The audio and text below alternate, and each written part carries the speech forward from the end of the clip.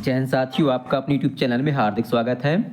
साथियों, आज हम आगामी राष्ट्रीय मीन्स कम मेरिटशिप एग्जाम को लेकर शैक्षिक योग्यता अर्थात सेट के जो महत्वपूर्ण प्रश्न हैं उन पर चर्चा करेंगे।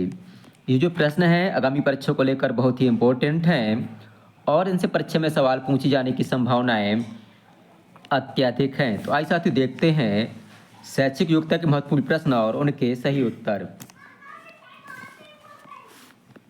साथियों, शैक्षिक योग्यता का पहला प्रश्न है, कौन सी धातु नरम होती है और चाकू से काटी जा सकती है? कौन सी धातु नरम होती है और चाकू से काटी जा सकती है? इसका सही उत्तर है ऑप्शन दूसरा, सोडियम धातु। अगला प्रश्न है, CO2 का कौन सा गुण इसे अग्निशामक यंत्र में उपयोग करने के लिए उपयुक्त बनाता है? तो इसका सही उत्तर है कि जो कार्बन डाइऑक्साइड गैस होती है ये ऑक्सीजन से भारी होती है। अगला प्रश्न है, भारत में सहायक संधि लागू करने वाला गवर्नर जनरल कौन था? इसका सही उत्तर है लॉर्ड वेलेस्ली। और लॉर्ड डलहौजी ने जो है हड़प नीति लागू की थी और लॉर्ड डफरिन के समय जो है भारतीय राष्ट्रीय कांग्रेस की स्थापना हुई थी। ये प्रश्न जो है सामाजिक विज्ञान का है। अगला प्रश्न है, निम्न में से कौन सा बहुलक का उदाहरण नहीं है? तो ग्लूकोज जो है बहुलक का उदाहरण नहीं है। अगला प्रश्न है, मानव कान के लिए श्रव्य की आवृत्ति परास कितनी होती है? अर्थात जो मानव के कान हैं कितनी आवृत्ति के जो परास होती है उसकी ध्वनि को सुन सकते हैं? तो इसका सही उत्तर है 20 से 20,000 हर्ट्ज। और आपको बतला दें जो ध्वनि की जो तीव्रता होती है इसका मात्रक डेसिबल होता है और मानो जो है 20 हर्ट्ज से अधिक और 20,000 हर्ट्ज से कम ध्वनि को सुन सकते हैं मानव के कान। अगला प्रश्न है, जंग का रासायनिक सूत्र क्या होता है? तो इसका सूत्र होता है Fe2O3। अगला प्रश्न है, त्वरित तूफान के समय हमें क्या करना चाहिए?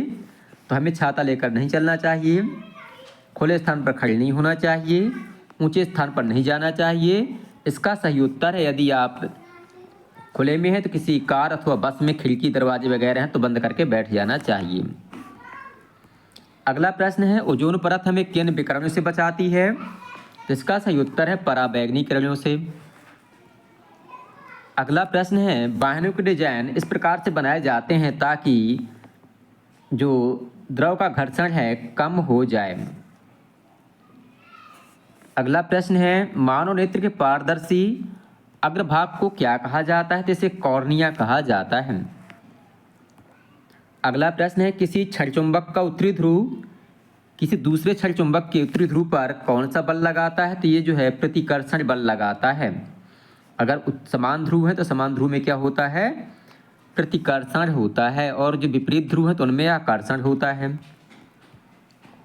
अगला प्रश्न है, रेटिना पर बना प्रतिबिंब में वस्तु हटने के बाद लगभग कितने समय तक बना रहता है? तो इसका सही उत्तर है 1/16 सेकेंड तक।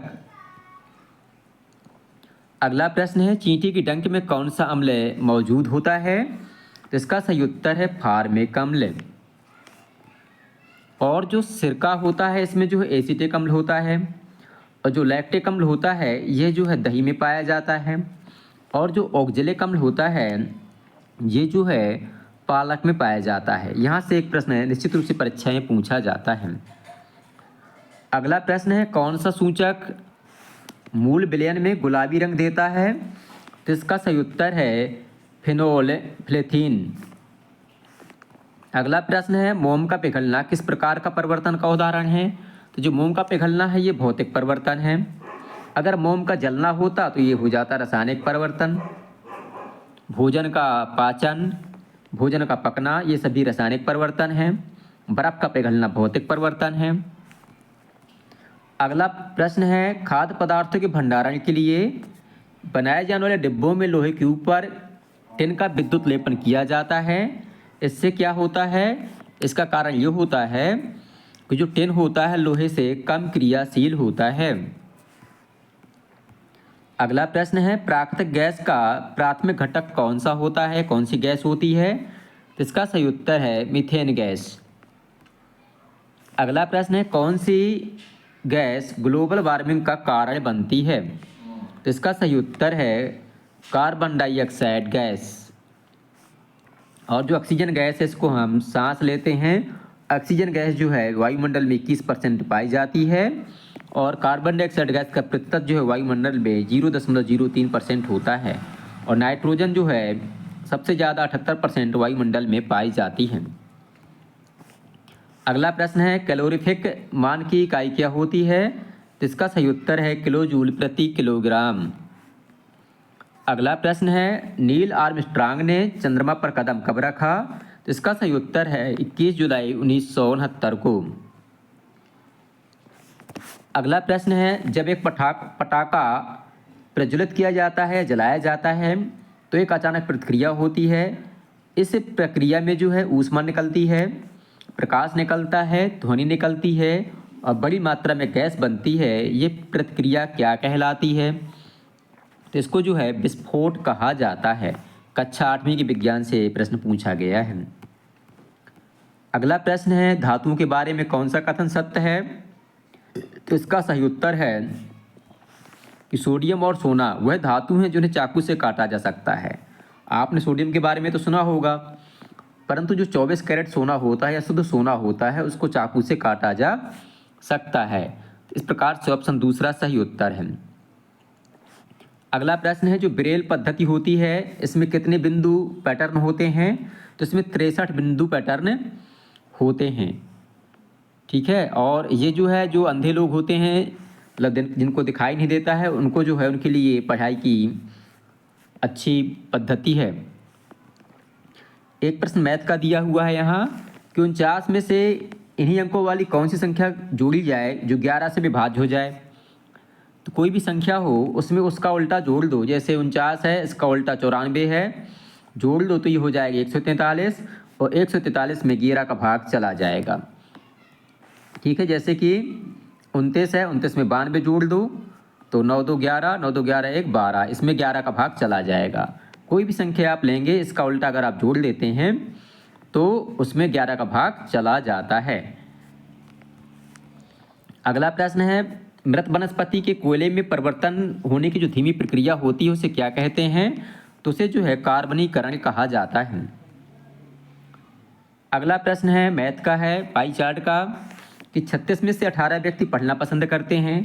तो पढ़ने को पाई चार्ट में कैसे दर्शाएंगे? ये पाई चार्ट इस प्रकार से बनते हैं 50% यहाँ पढ़ना पसंद करेंगे, 50% नहीं, तो इस प्रकार से अर्धवृत्त सेक्टर में ये पाई चार्ट बनेगा। अगला प्रश्न है वनों की कटाई के कारण वातावरण में कौन सा परिवर्तन संभव नहीं है? तो अगर वनों की कटाई ज़्यादा हो जाएगी तो मिट्टी की जल धारण क्षमता में वृद्धि नहीं होगी। अगला प्रश्न समाज विज्ञान का है कि नालंदा विश्वविद्यालय की स्थापना किसने की थी? तो कुमार गुप्त ने की थी। नालंदा विश्वविद्यालय बिहार राज्य में स्थित है। अगला प्रश्न है मैं कोशिका की गतिविधियों के नियंत्रण के केंद्र के रूप में कार्य करता हूँ, मैं कौन हूँ? तो मैं केंद्रक हूँ। अगला प्रश्न है पर्यावरणीय प्रदूषण को हम कैसे रोक सकते हैं? तो वाहनों में CNG जो किट है उसको लगवाकर उसका प्रयोग करके हम पर्यावरणीय प्रदूषण को कम कर सकते हैं। अगला प्रश्न है नीचे दिए गए चित्रों को पहचान कर उचित विकल्प चुनिए। तो इसका सही उत्तर है कि पहला चित्र जो है निषेचन का है और दूसरा चित्र युग्मनज का है। अगला प्रश्न है दिए गए सूक्ष्मजीव और उस समूह का नाम बताएं जिससे ये संबंधित है। ये जो है राइजोपस है और कवक है। इसका सही उत्तर ऑप्शन दूसरा होगा। अगला प्रश्न है कैरम बोर्ड पर पाउडर छिड़कने से घर्षण कम होता है कि ज़्यादा? तो इसका सही उत्तर है घर्षण कम होता है। अगला प्रश्न है विज्ञान का कि सौर परिवार का लघुत्तम ग्रह कौन सा है? तो ये जो है सबसे छोटा ग्रह होता है बुध और सबसे बड़ा ग्रह होता है आकार में बृहस्पति। और शुक्र जो है इसको भोर का तारा, सांझ का तारा कहते हैं। पृथ्वी की बहन भी कहा जाता है इसे।